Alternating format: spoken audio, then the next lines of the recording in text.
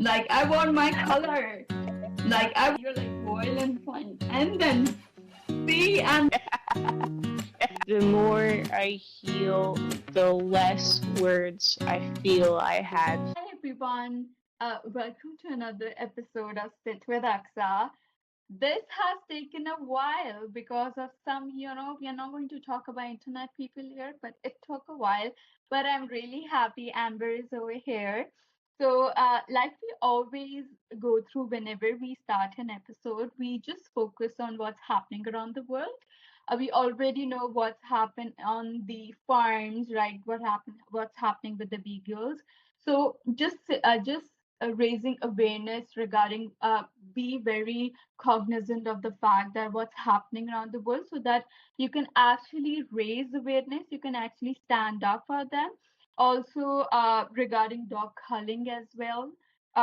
More importantly, whenever these type of incident happen, also make sure that you realize that it does happen on a really mass scale.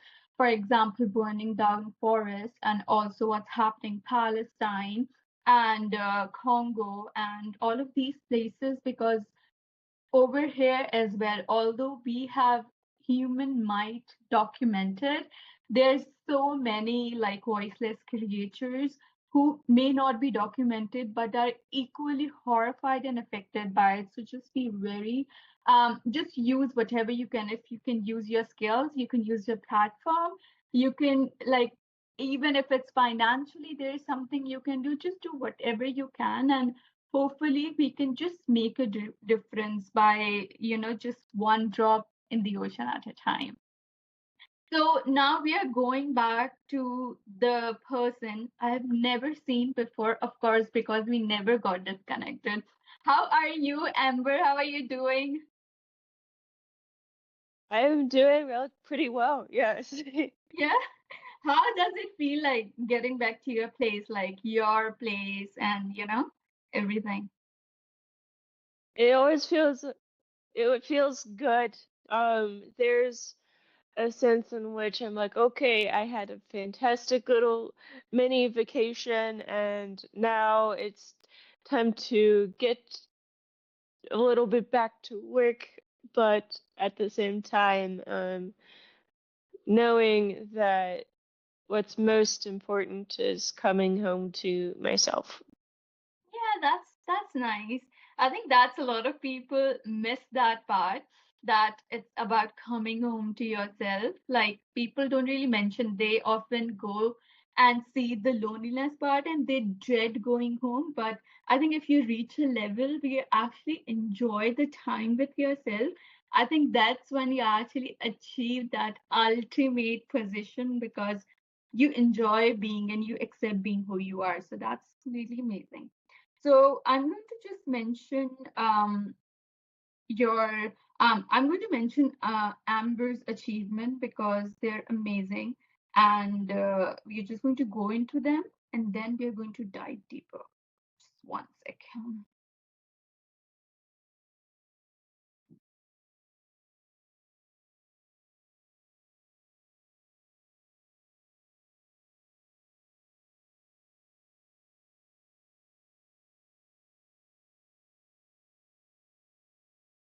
Okay, now we start. So Amber is on Poshmark under Skyward system. That's very important. I would love to talk about it too. You hit ambassador status in under an year. You have sold over 40 pieces of art, crossed $2,000 in sales, and one of the art pieces definitely are going to talk about as well. You published a coloring affirmation book on Amazon in May 2025, named We Are All Beautiful People Coloring Affirmations for Survivors. You were published in Manic World Magazine 2025. You launched Period Bliss, a self care subscription box built from your own experience of pushing through period without care. You have a debut fantasy novel, a poetry chapbook, and a memoir all in progress. So when I like narrate this list all loud, it's always like, of course, like it's amazing the things you are building, but at the same time, sometimes when you are moving forward with it, it's sometimes really hard to look behind and see what you have already achieved. So how does it feel to you to actually look into the mirror and see the all the things that I mentioned is actually your achievements? There's a definitely a huge piece of me that feels validated and honestly a little bit stunned if you, because yes, once you look back even over the past couple of years of the amount of progress I've been able to achieve after just putting myself out there for 600 days or so is incredible. Yeah. It is incredible. And like you basically, I also read that until last year, you were able to actually sell your piece. Like it was until last year, right? Right? I'm not wrong about that. Right. Like, Correct. so, knowing you, I'm sure that you would have been building your art like from way before. But why do you think it took you years and the just last year you thought, no, I'm going to sell it and then you're going to like I'm going to find right people. And how did you go about it? Like, when do you think, okay, it's time for me to be out there? I think what people, it's really interesting when I always viewed other people's highlight reels growing up, I just thought that obviously they knew they were something really incredible and deserved to be out there. And um, for me, I see just how hard it is to publish the highlight reel at all. And every single piece that has shown up on the internet that I have published as something that I'm saying, hey, this is complete, this deserves to be in your home, is a huge fight. And there's a lot of an inner critic of people who have told me most of my life that I would never succeed as a creative or as an artist. And so I think for me, it took quite some time to segue myself into understanding that actually, yes, I do have the talent. These people who have told me that were wrong, and I am going to prove to myself that I can do it. And it started a little bit slowly. I I'm still proud to say this because it's incredible. I did design a tattoo for a friend who actually got it tattooed on her. So, like, my handiwork is on someone's skin. And Really? she, yeah, That's, yeah. oh my God. Don't you like, do you ever think and see, oh my God, that's like a huge honor. Because at the same time, I know you mentioned it to me in our last session that got cut off that you have seen like people who are not blood related, you have seen like people being more respectful and more acceptance of who you are rather than people you have always lived with or they were supposed to be like your I would say that safety net, right? Yeah, I think that's amazing.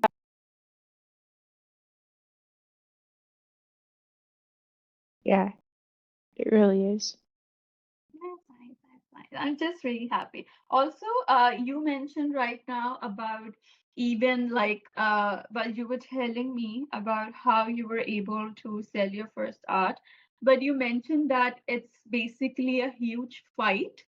So what is the fight you're talking about? Is it internal struggle with two voices, one saying you can do it and others the critique that tells you otherwise? I would say it's both, because there's, um, well, for many of people who don't know me, I have experienced pretty much any type of abuse you would name, and that has resulted in a lot of internalized struggles with guilt, shame, imposter syndrome, and a lot more. And so there is an internal piece of that struggle. There is an external piece as well because I had people like my mother, the person who's supposed to nurture you and love you and be the person you run to when you cry, was um, instead a very fearsome being, the opposite. And um, when you grow in that type of environment, there is an external piece of it, and then there is a piece of it that you internalize as well. And then if you do get the slightest criticism on your work, it feels almost as if it's a criticism on you. And so I'm learning very slowly how to not take that personally and how to separate those two factors. Yeah. Also, like I have seen that even like growing up, although I'm part of a South Asian household, like it was always like even when we were children, it was always a game of comparison. Like even when it comes to results, like our result was presented to my grandfather in a way that we all cousins would line up and line by line we would show our report cards. So you can imagine what the comparison does to us, right?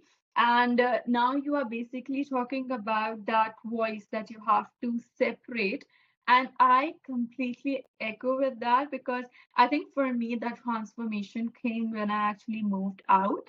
So, was that for you as well that when COVID hit you and you were like, no, I have to get out of this place? So, was that epiphany that you were like, no, I have to find myself?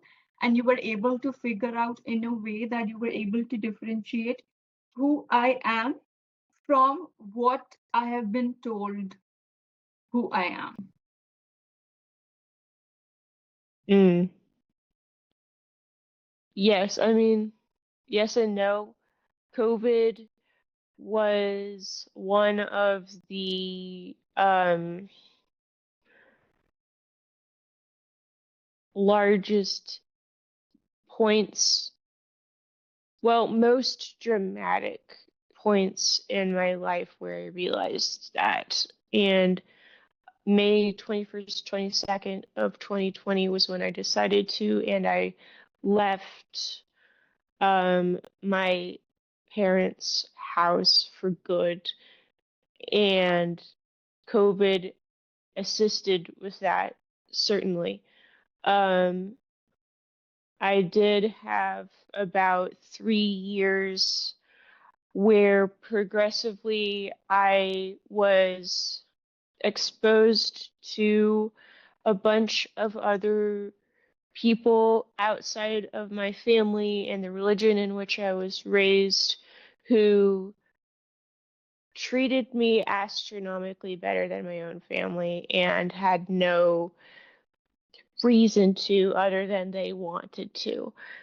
Um, I believe that being um, slowly exposed to those people who showed me there's a different way just by their actions has forever impacted me in ways I don't even know if half of them know.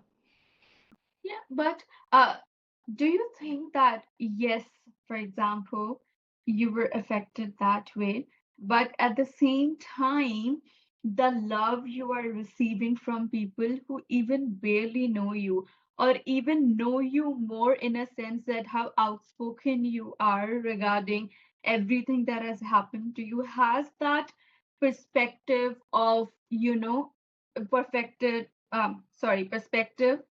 of yourself about you, has that shifted because of just a different environment and because of what people can actually do for you even when they have nothing to give you or expect from you?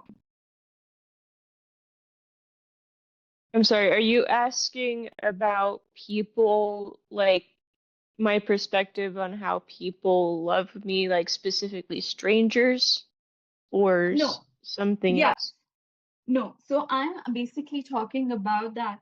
You have told me about how you have seen the love you have received from strangers, right? And that's not the same one that you have received from your parents, even the people who are supposed to love you in that way.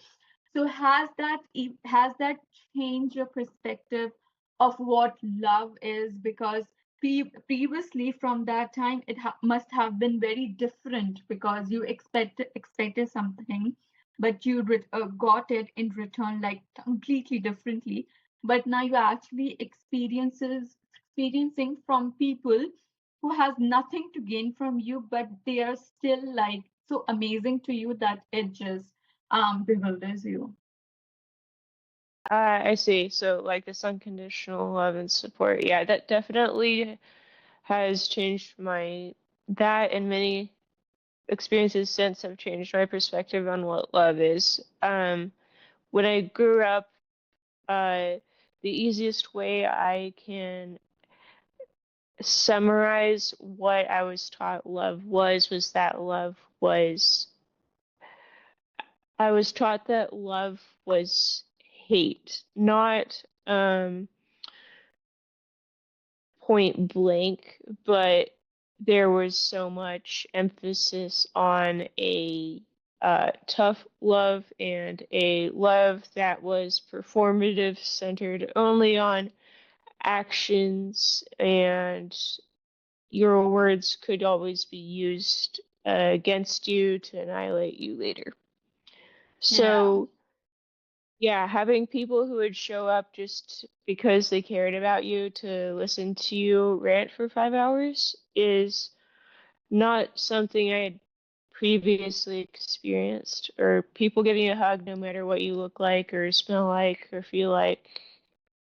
Um, Having people who would literally bathe your wounds if they needed to, or yeah, it's a completely different experience. There's also a really good um song that I would say symbolizes very well because it's called Two by Sleeping at Last, and for a long time the lyrics are words that I thought that was what love was and the epitome of what it is, and I've eventually come to realize that no, the lyrics are symbolic of love that has no boundaries and is completely sacrificing yourself as a little cute loving doormat to before this other person.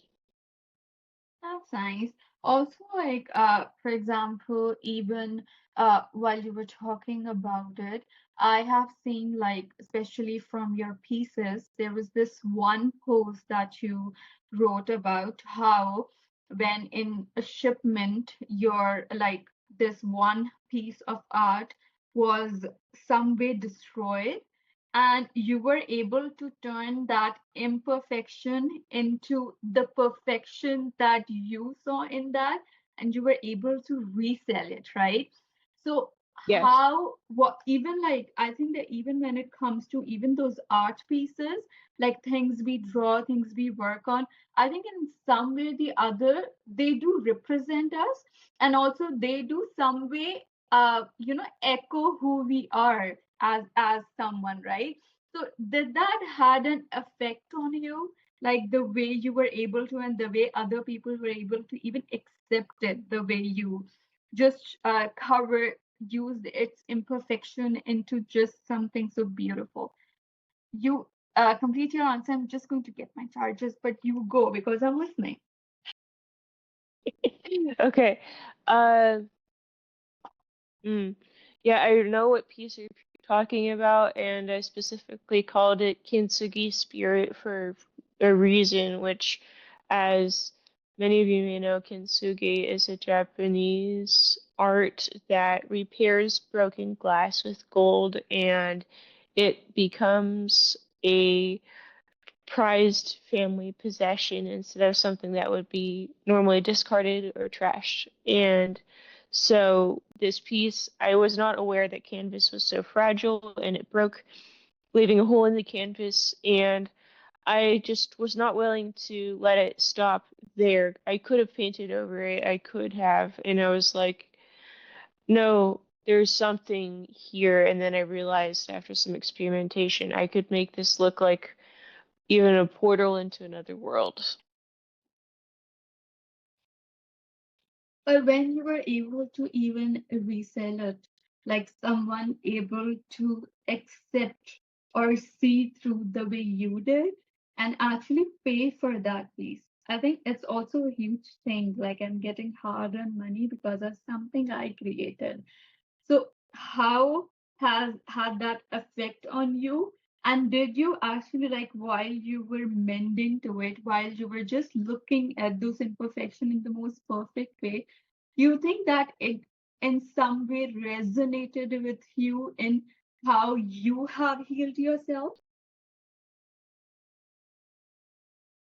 Yes, um, kintsugi is definitely something that resembles me in ways. I would be cautious to say that I have healed myself in a past tense because I Yeah. am very aware I am still a very broken person, and You know, yeah, one I'm thing. very.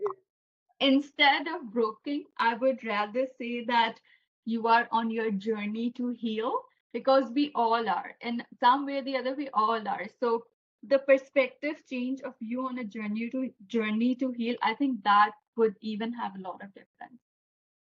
Oh, certainly, and you're correct in reframing it. For me, um, well, I actually made this sketch and I put it on a t-shirt on my Printify, but I said, okay, so maybe I am a bunch of broken pieces that makes me a kaleidoscope, and I'm beautiful even though I'm broken. So, um, for me, uh, when I say I'm broken, it is a statement of vulnerability and hardship, but there is a piece of it me that's just like, oh yeah, well guess what? I'm a kaleidoscope. And um there's also a piece of for me as someone who believes in God and spirituality, there is a piece of it as well that is there's an opportunity for a light, whichever light you believe in, to illuminate brokenness. Yeah, that's really true. Also, like, I really want to touch upon this stuff because I've seen that even when you express things, even when you share things, you actually have a very graphic and a very metaphorical like imagination when you describe things, like even like maybe colors are something that's defining you because the way you write and the way colors play that role in your life is very like pretty significant, right? I think that came on in our last, like I would say, broken session. Oh, so as well, so what is it with you, like colors, like what's your perspective when you see colors that makes you different and that makes you like, I think, even more special because of this perspective? I have the joy and honor of experiencing in something called synesthesia, which is a fancy way of saying I live and experience colors and different things in ways that I don't believe the not the original, a normal human experiences them. Each one has a very deep intuitive association, and that doesn't apply to just colors, but it does involve them. I because I have a party trick. I can taste names, so sometimes I tell people what their name tastes like. Sometimes I ask them, "Are you sure you want to know?" So yeah, each color is very symbolic. Each shade is very different. It's an very much an overall experience. Also, that's amazing. Also, like you wrote a piece on Quora about this red violet color, right? And previously you loved it, right? You also like it reminded me the story that you shared about you going and you just choosing out of the blue this amazing red flower that you loved, and somehow it basically wrote about it drawn you towards that red violet color because it ultimately it makes you feel like okay it can fit in but it wasn't able to, right? And I know that you wrote some reflection about it as well, but I want to get to a part that in our previous session you actually defined red with being like danger and sort of this stuff, but at the same but previously it does feel like you had a very emotional connection with red. So why is there the discrepancy? The very different shades of a color can mean different things, and red, like a very typical, very vibrant red, oftentimes does signal danger and violence. In a lot of ways, violence, murder. Um, so it's a color I struggle to use, even though I can technically see the beauty in it. It feels a very hard color. Red violet, on the other hand, is definitely a more dark pink, I would say, which is the problem when like I was growing up coloring regarding that piece on Quora. I would grab it's dark enough as a crayon to be, if you're not looking closely enough, uh, it's not the Scarlet crayon. And then suddenly you're a kid, you're coloring super hard of a line on a page and it's pink. And you're like, I didn't want pink. I wanted red, scarlet red. Scarlet red's fine. I don't know why. Um, so that big of a difference can make a huge difference. The cooler tones can be more calming. The red, orange, yellow can definitely have a more awakening, fiery, warm experience. Um, Things like I've made several different pieces of either like a phoenix or something involving fire, where it's definitely a lot of or mostly those very like warm tones, and you can kind of feel that fire leaping off of the page, which is the whole point for me, is each piece is an experience. Yeah, yeah, that's true.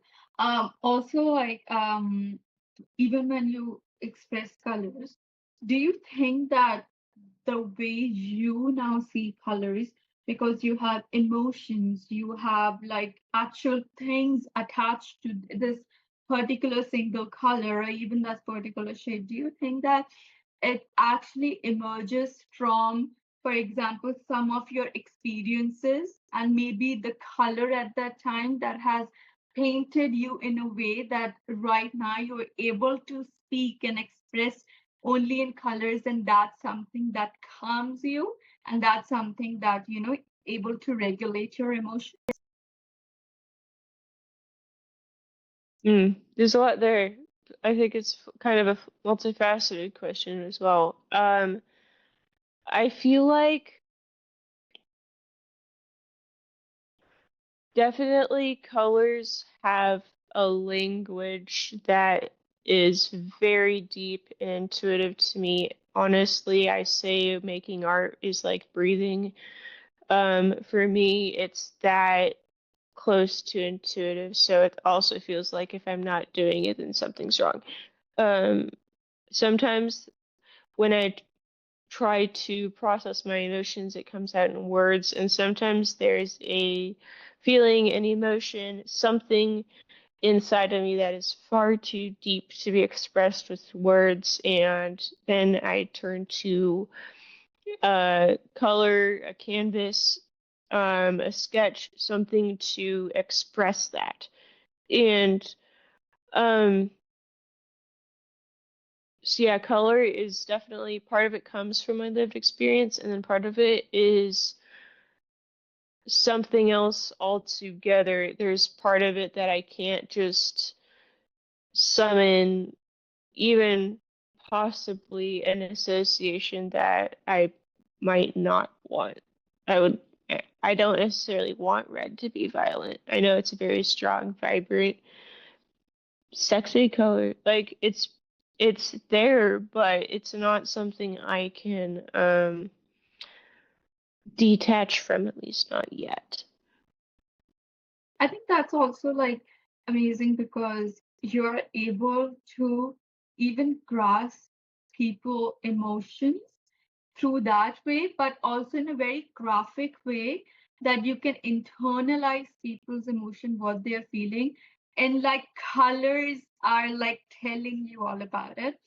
Let's play a game. If, for example, you have to, um, you are, for example, out of your body and you see amber coming like towards you, what's one color that comes to your mind? Not green, not something that you already like, but what one thing that comes to your mind? Okay, so you are specifically saying, imagining myself maybe more like a divine being or as something. No. For example, you are actually seeing yourself coming towards you. Like, for example, you see yourself as a second person. And when you see without even talking and the way you feel colors, what's one color that immediately like comes to your mind when you see yourself?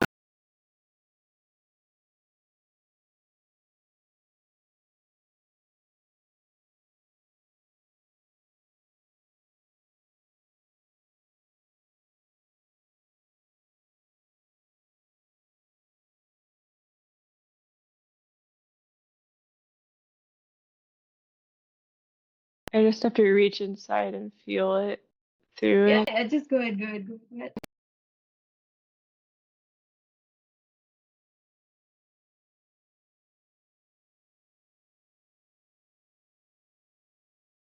Yeah, there's a lot here. There's like a glowing yellow sunlight type, so a warm yellow. Um, there is there is like there's a quick vacillation between a green, gray, um, seeing because well, part of it is the color of my eyes, and so seeing that. And so, like, if I was looking, there'd be a quick glance into my own eyes, which would also be a window into my soul. Yeah, so I think those are good colors. Yeah, I still remember in our last session, you actually described yellow to me with a warm energy, for example, sun and everything. And that like tells you about even yourself, like how you would see yourself and how you actually see yourself right now. Because now it is like synonymous to what you said before that I love coming back home to myself. I think that yellow color, that bright energy, is just this match that completely works. Okay, now do me. Don't not that. Don't say that.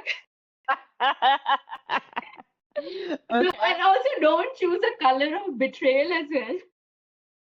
Right. Yeah, no, I just have so it's a process. I have to take you and what I'm sensing as a person, and imagine you're walking towards me. So then it's a whole process. Okay. I try. Let's see.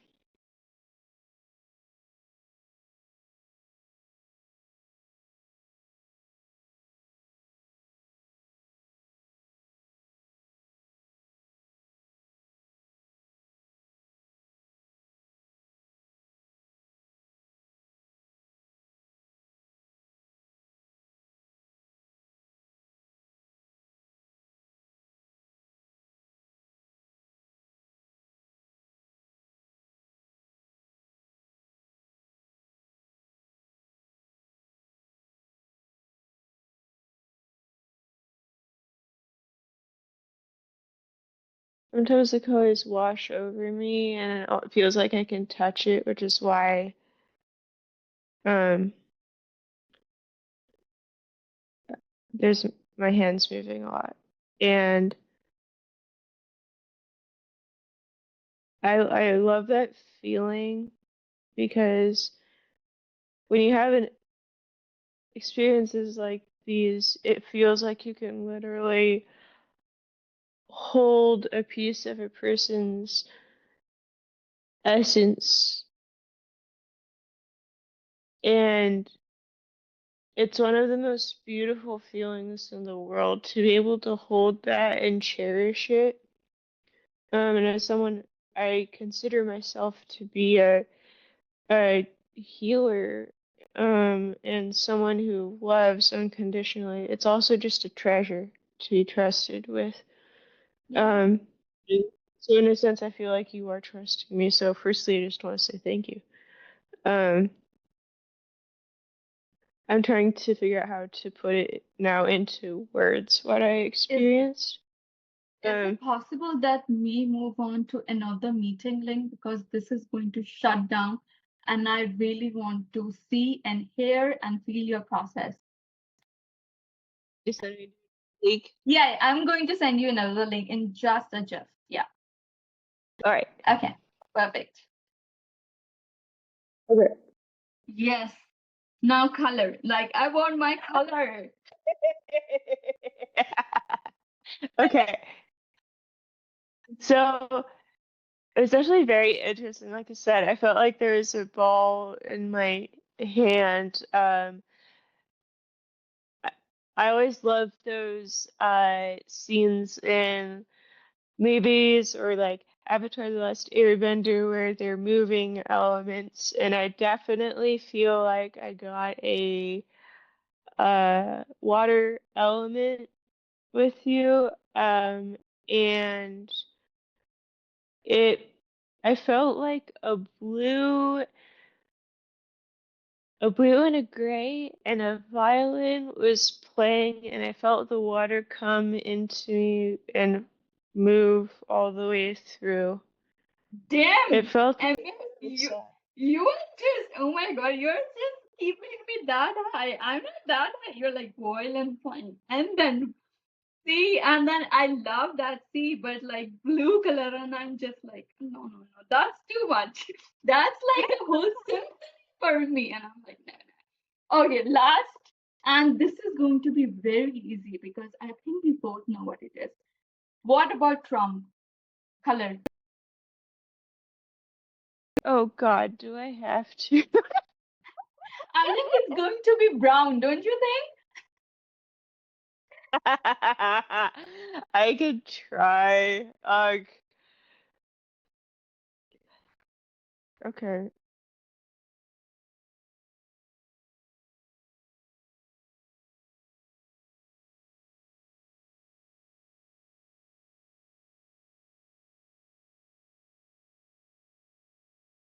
You're not wrong. Yeah, yeah, because Immediate. It was that was really interesting.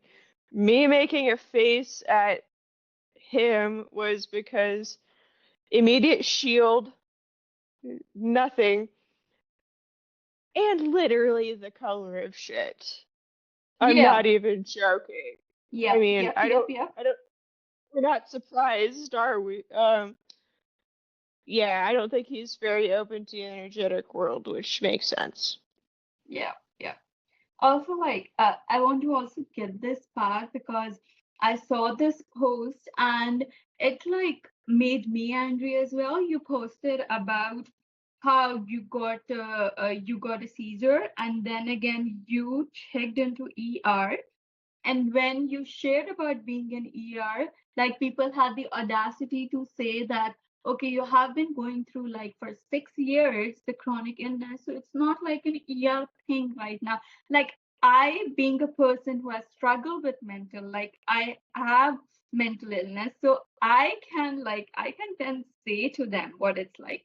But like, how does it feel to actually explain? I don't think it's very necessary to even give an explanation, but how do you think that you'll be able to explain people how a physical wound and a mental illness, something related to mental capacity, how are these both different, and how are these both have a very different effect, and how people should see that? Yeah.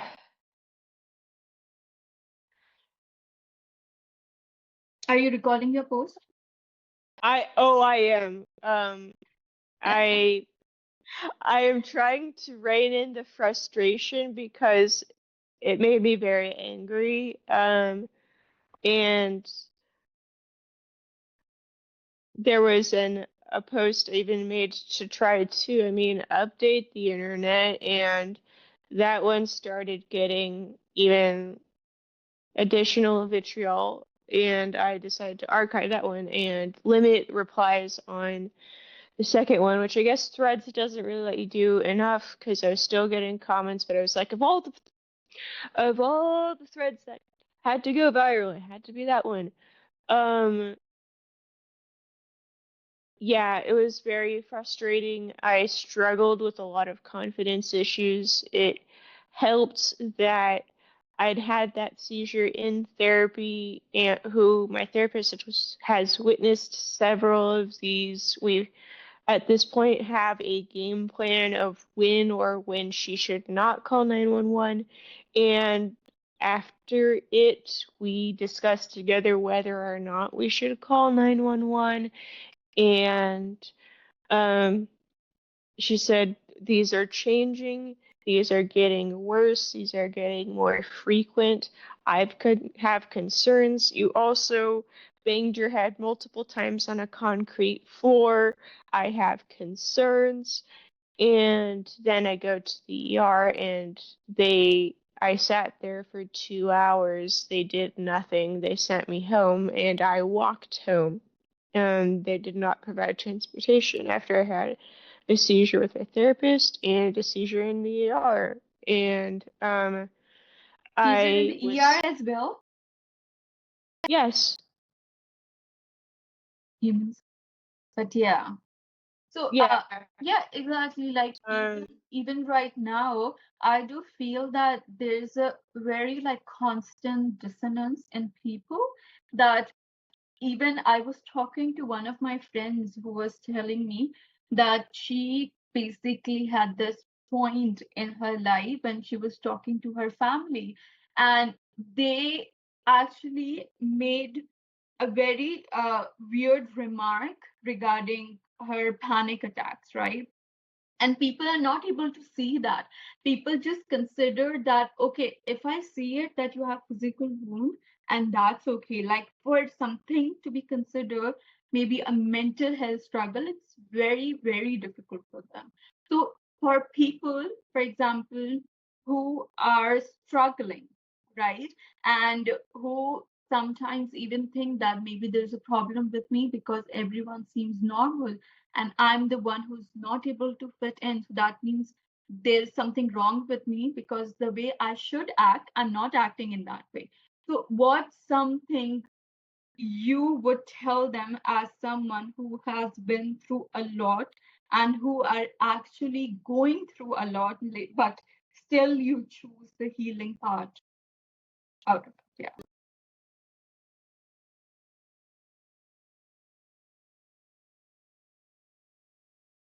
mm. part of me says, where does a person begin? And part of me says that I've only been in this the healing journey for 6 years, and the more I heal, the less words I feel I have to say, not because I don't have them, but because I have less answers than when I started, and that's plain hard. And that's the problem and the beauty in healing is there is no at the center of it, there is no bad guy. There is no good guy. There is morality.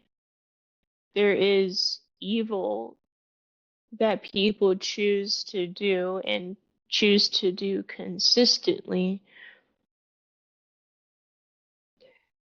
And the best that you can do is to say, I will not be that person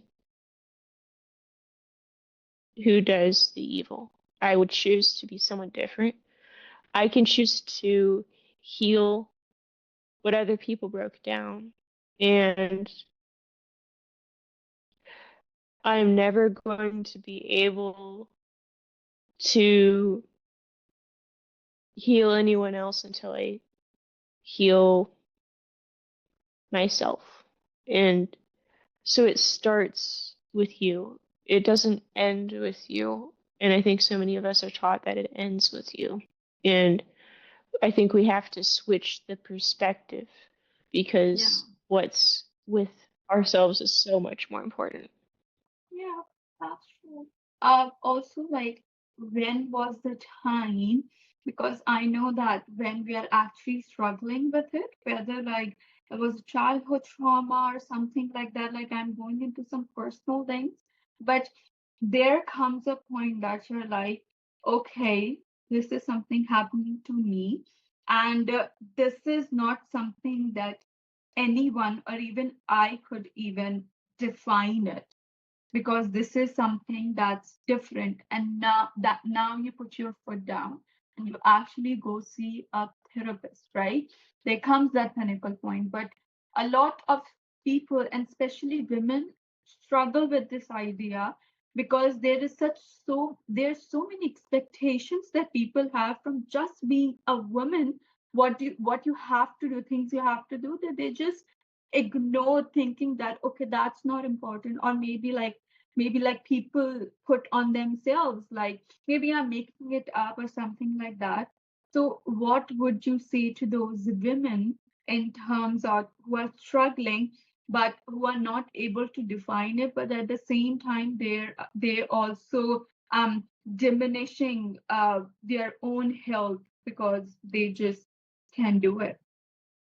Like, the idea of therapy is a very something that comes very alien to them. Right. Yeah,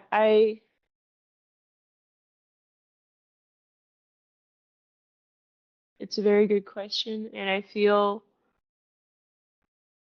a lot just thinking about this again. I want to admit that it's not that I I don't have the answers here. I have thoughts and opinions. And so if something does that I say does not resonate with you, maybe it's not for you, or maybe it's not time yet. I want to qualify that first.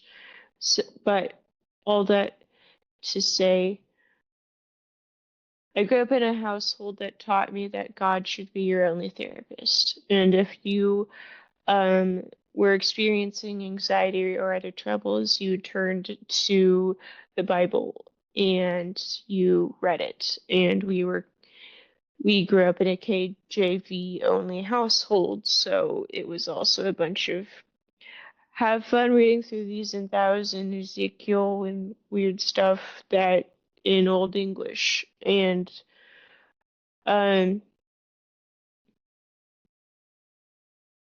very hardcore fundamentalist conservative don't you dare air the family's dirty laundry to anyone or ask for help outside of the family situation. And the problem is the thing to do is possibly one of the hardest things you're ever going to have to do in your entire life, which is say, you know what, I deserve better. Sometimes Yeah. you literally have to stand up and say, this is this is wrong, this cannot be everything. It Yeah. like there has to be something else. There has to be more. There has to if I can choose to see the good in the possibilities and continue to allow myself to dare to dream, no matter what, like you have to cling to that. You may have to, and you may likely need to pivot eventually into what that actually realistically means for you, but the overall core of it can stay. And so I think that's what my answer would be is just I know it's really hard to find the energy to do it. I mean, the fact that I'm here right now is I saved up all of my spoons for today to have this conversation. And unless I feel like I have to continue to push myself to work, which I may do anyway, and sacrifice spoons for tomorrow, I'm gonna be holding myself to that. At least try to. And like it's not it's not easy. I have like we've discussed previously, I have seizures. I also have chronic migraines, endometriosis, hypermobile Ehlers-Danlos syndrome, POTS, FND, PNAS, as well as complex PTSD, OCD, DID. There are a ton of things going on, and it is, to say the least, exhausting, and I am bone tired, exhausted in a way that I can't even express. And I still am choosing with as much or as little energy as I possibly have to say, this can't be the end. There Yeah. has to be Yeah. something. Yeah. I think also this one part you talked about that God is your only therapist. Like even me being a Muslim, even in a lot of times in our society, it is often said that okay, you're feeling depressed. Like first they have no understanding of depressed, right?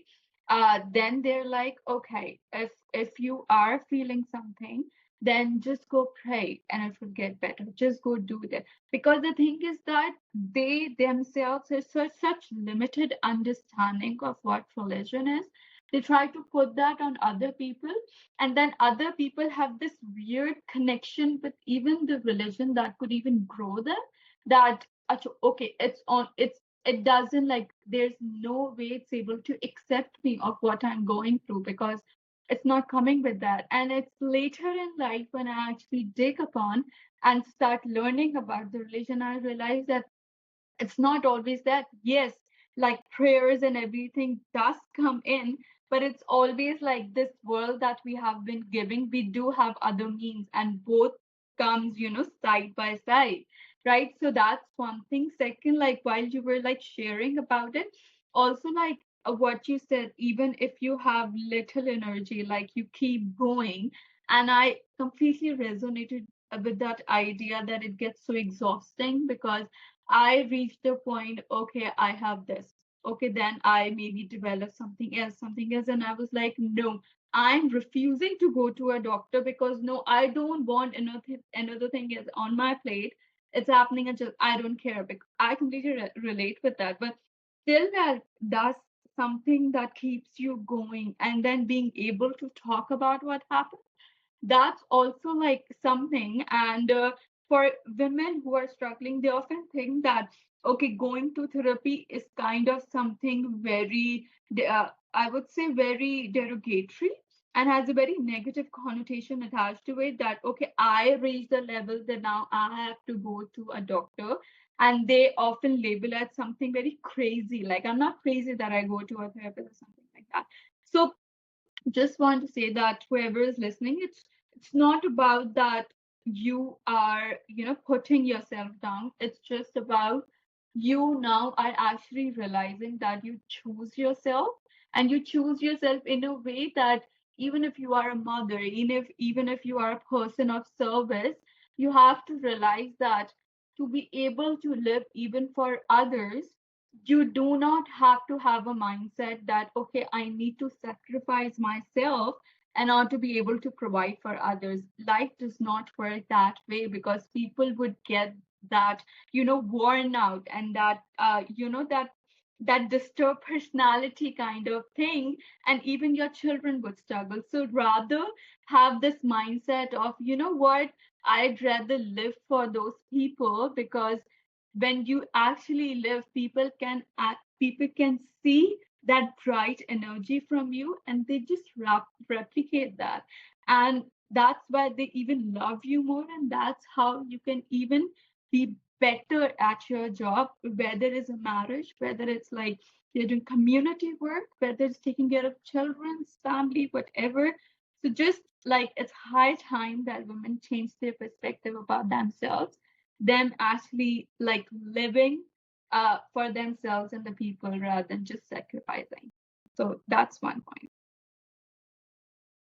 Also, I since like even with this platform, like I know that it's also extension for other people, and I'm sure a lot of people would uh understand and would get a lot of like ray of hope even from your story. It's also like a platform now to give you that presence. Like for example, like you mentioned you have DID, right? And when I went to your Skyward system, uh, you having you wearing so many hats, like poet, and then you are a writer, and then everything, your own book, and debut fantasy novel, but you rather chose to introduce yourself as being someone who has the idea and all personality coming together and making this Garvey system. So why was it that you rather chose that part of you, but not all of those hats that you already have and those skills? I mean, part of it is because I'm so very multi-passionate. How does a person, you can't, how do you summarize that into one succinct business name? Um, but part of it as well is the the need, an innate desire to be seen for, as in the entire collective, and because so many of us were hidden for so long that we feel like in order to truly achieve that true dream fulfillment and potential, all of us must be seen. Um, so showing up as that. And then there's a whole reason why we've chosen Skyward System as our system name. It comes from the book Skyward by Brandon Sanderson. And there is a lot there, and it's a book we highly recommend and helped us survive through a lot. And um, very highly recommend that book. Even just for some of the quotes that come from it, there's some hilarious side characters.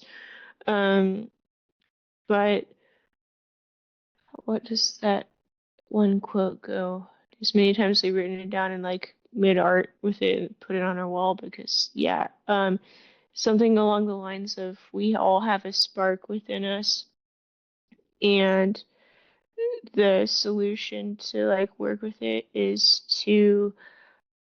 not to like put it out or hide it, but to learn how to control it. And um yeah, it's a very deep book. Themes of courage, what's cowardice, what's a true friend. Um, Yeah, that's nice. Um, so if, for example, um, again, imagine the hypothetical situation again.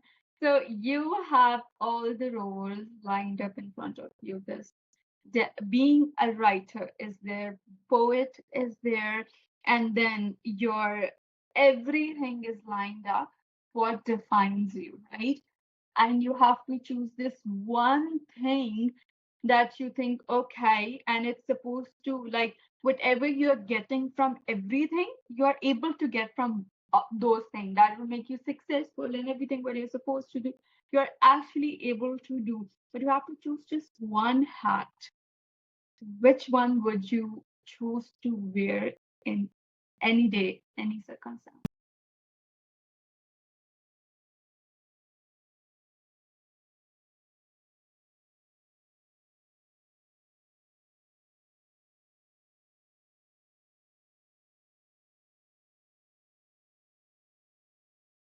I think the course says that question is not relevant, and that because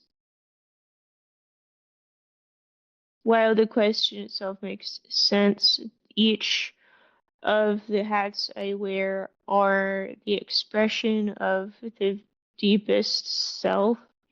And so to limit myself to any one very specific hat limits that natural expression that pours out of the center. Also, while I was researching, I also saw like there was something uploaded on Apple Music by you. I didn't get a chance to hear it, but there's something that I haven't seen it mentioned even on threads or anything. I was like, interesting. I'm gonna ask her. So what's that? Is that like a poetry you have written or any song? Like what's that? Um, yeah, the name Skyward System does have um we released it on Spotify. I guess it's on Apple Music. Cool. Uh, we did precursor. We did use Donna AI to help us write it, but it is our words. There it's a song that we wrote. So our words they helped us write music. We can't really write music to save our life, so we were trying to see if a bot would help. Um, Would and you we be liked that able one. to like maybe just sing two lines from that? It's been a hot minute. It's been uploaded for a while. I'm trying to remember the lyrics off the top of my head. Um, Something along the lines of fragments in the dark, searching for the light. Symphony of shadows breaking through the night. Um, something. In each shattered piece, truth is defined. That's what's coming to mind right now. And I was definitely completely off tune. Again, I haven't heard it in years. I haven't looked it up in years. Um, But I did. I did when detective said that I found out and I was like, I'm gonna ask her. You should definitely like post about it. I think because it is very synonymous to your writing as well. And even like your the way you do sketches, like it's very synonymous to that. So yeah, that's part of it. And now we're actually going to move towards like your painting, like we have to talk about, because then again, you're an artist and you actually have soul paintings. You actually continue to do that. But this one painting is something that you actually shared with me. So you're going to talk about it. Let's just share my screen. One second.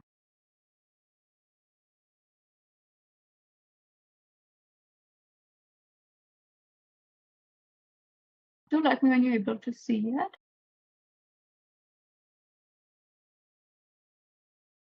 Okay, I've got You, it. I think I'm, yeah, you, I think already know what I'm talking about. But like, is it also like part of even the song that you're telling me about?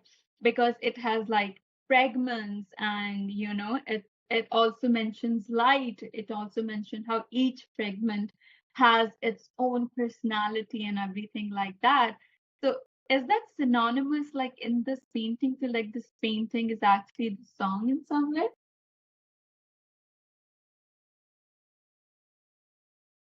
I would say very specific pieces of it. There's something about in the song about like the scream of the wound unrevealed. I would say that might be possible. I do view it, there is obviously a consciousness of fragmentation, but even it goes even deeper than that, although that is part of it.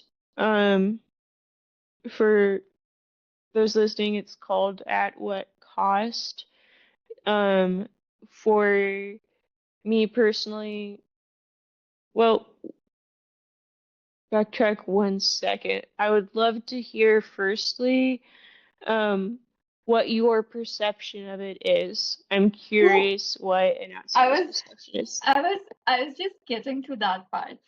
So the thing is that based on the conversation, you were saying it, I want to hear it, and my mind was already going towards a conversation and how we actually led to this, right?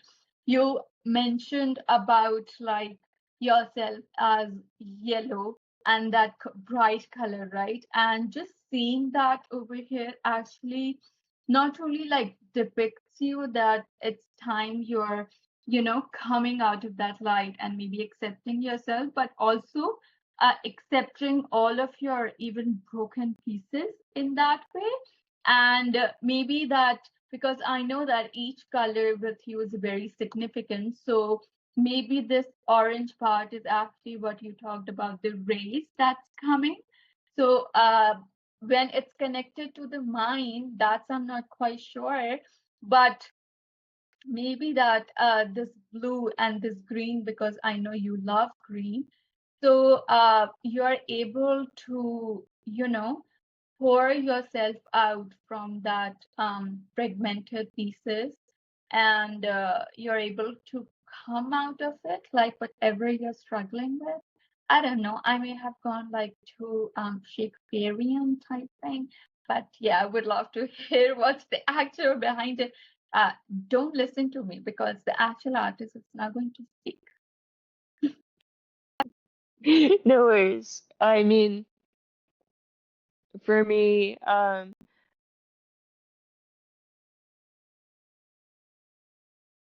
it's very deep and complex, obviously, and I'm always curious what resonates with people about it, because it is very, very unique and original. And so it's called At What Cost for reason, and that reason is, all right, I did a huge amount of work here. I punched through the glass ceiling. I've arrived at this really beautiful apex I thought I wanted, and I am now aware of just how much pain and fear I have created. And I am watching what feels like my life's blood leaking out through my fingers, and I am uncertain as to whether or not I want to continue to push it away or bring it back to me. but I can tell that I am slowly losing color in my hands, but my life is disappearing. Where is it going? Do I want it back? Do I not? I'm afraid. Okay, that's actually like the way you were speaking. I was actually connecting the dots, and I was looking at this picture.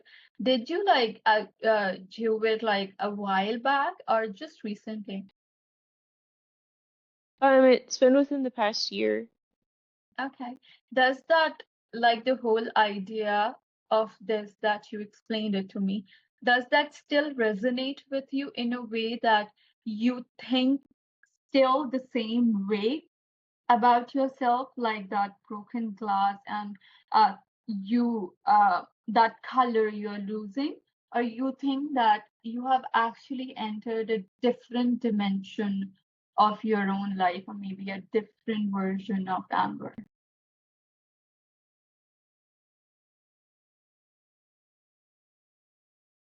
Another very deep question. I like your questions. Um,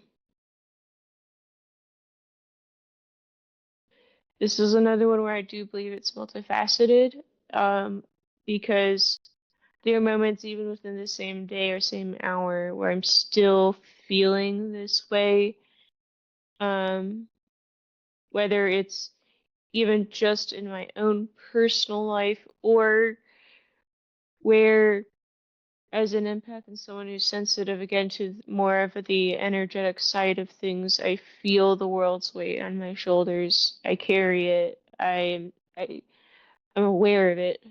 Um, and so like sometimes the bigger, sometimes the smaller picture. And I'm also very aware of my increased fragility and decreased strength. Compared to what I used to be able to do. I would work like almost 30 hours a week at Goodwill, working in the books section, carrying totes of like heavy dictionaries or whatever. And now I struggle to make food for myself, and there's a vast difference. And so in ways, yes, I am still that person. And then there's days, there's moments, there's hours, there's minutes of deep, overflowing joy, happiness, and finding meaning in the tiniest thing in the planet, maybe, but something that says, yes, this is me. But do you think that like just this last podcast that I had with this psychologist Vanessa, like it's really it's basically sparked from that. Do you think that when you actually created this piece, at that time, those days when you resonated were actually more? And now, even though they're still there, but the good days are still like good days, minutes, or whatever, are a much bigger section of your current life than their bad days, because everyone have that. It's just about the balance, and it's just about where you're headed. Yeah, I mean, it's definitely possible. I do know that I'm also aware of very deeply aware of the cost that my success has brought to myself because I have done some incredible things. We have the whole list of them, and Mm. those are very big. And I am physically and even mentally less, sometimes significantly less capable compared to where I was a couple of years ago. It's taken a very significant toll on me that I I know right now I am conscious again that that feeling of bleeding out. I know that I'm at a point currently right now where I am aware I need to pivot. I need um assistance. I am still working on advocating for myself, finding ways to streamline um I've been much less on places like Poshmark because I realized at one point I was working literally 16 hours a day waiting for people to auction my things, and it's not sustainable for anyone, let alone me. Yeah, And I think you're yeah, yeah, I think your even recent post about you cutting down on some socials and everything, I think that is also a very great idea because even when you get, for example, one painting sold or even one post going viral, I think it kinds of have a ripple effect. Okay, let's do next one. And then you wait and you wait and wait. Okay, this is going to happen again, again, again. And it just takes so much energy from you that you actually break from that consistency that needs to go. And consistency is the definition is that you're going to have low days and sometimes maybe more low days than the high days, but it's just about you keep going, you keep believing that there's light at the end of the tunnel. And I think, like, I was just reflecting on it, it's as if that when you actually reach or maybe when you actually taste the good part, it sometimes feel like that the time you have struggled with, that was like, even if it was like a 10 years, like for me it was years as well, it just feels like maybe it was just a day or two. Does it feel like to you as well, like even though it has so much, but the time has this effect that it tells you maybe it was just a day or two. I was saying a day or two of like the super awesome success day. 1 second. Can you be like move to another link? Just this, and then I have another Oh, segment, that fun segment that I do with everyone. We move to that. okay. Okay. Where were we? I forgot. I have a terrible memory.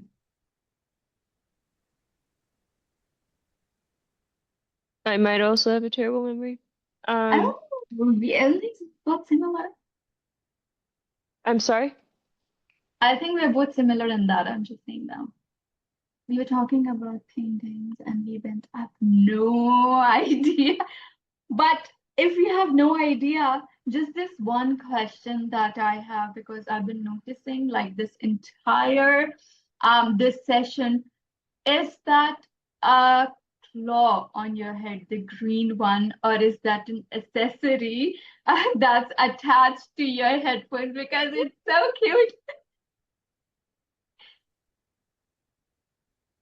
It's off Amazon. It's an attachable leaf that somebody crocheted.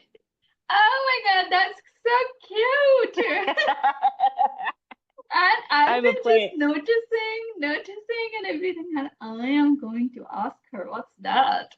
Okay, now we are going into the fun segment because definitely the question we left up in the last meeting, nobody remembers, and that's completely fine. So that how last segment works is that I have a list of questions, like hypothetical questions, and I have written them, but I don't know. I don't know them. So I'm going to give you number from 1 till 15. You're going to choose a number, and then I'm going to read out the question to you, and then we both will be answering that. Oh, dang. Okay. Okay, choose number. Uh, I don't know why 15, but okay. 15. Okay, let's see.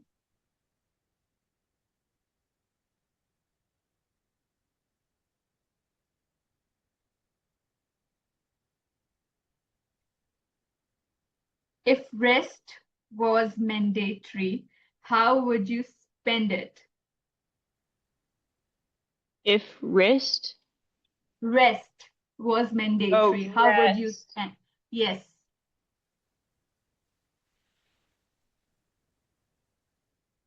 Oh, crap. I have to rest. Okay. It's, oh my God, the question is so on point that it reminded you that you have to rest as well. Yep. Uh, nice hot bath, comfort show, If there was no spending money limit, I'd love to go to do some sort of a spa day, which is not like, I haven't really ever experienced that actually, so I would really like to.